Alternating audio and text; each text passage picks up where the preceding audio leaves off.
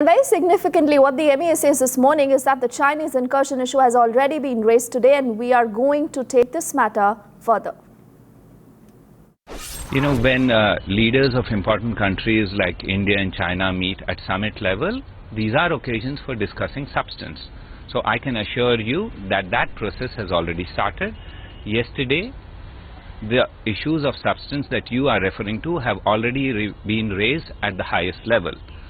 Today, there are several opportunities for discussion, and all issues of a substantive nature, including the recent events that you are referring to, will be addressed. I can assure you that, and we will tell you the outcome once those discussions are done. Now, India and China have a very broad-based relationship. We are focused on multiple areas of cooperation, and we will continue to pursue those areas of cooperation too. I will give you the outcomes of these once the detailed discussions are completed today.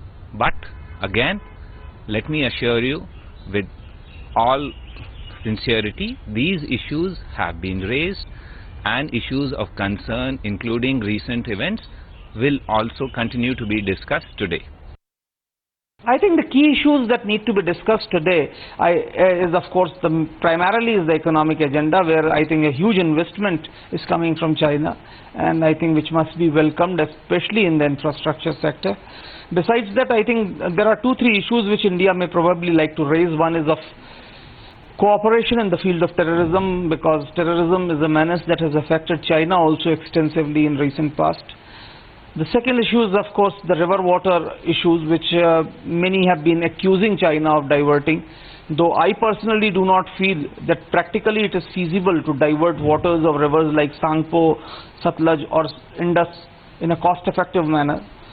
And the third thing which I think needs to be impressed upon Chinese is the Sino-Pak cooperation in the field of nuclear technology, which Chinese must be told that these nuclear power plants being established with Chinese collaboration could churn out processed fuel which could any day fall into the hands of the non-state actors, especially considering the prevailing security situation in Pakistan. If the reports about 5,000 troops is correct, then I think the PLA is sending the People's Liberation Army and the People's Armed Police Force are sending signal to the civilian leadership not to have any fruitful discussions on the border dispute while President Xi Jinping is speaking to Prime Minister Modi in New Delhi today. There is also a signaling that the PLA and the PAPF are trying to provide that they matter more in the decision-making process.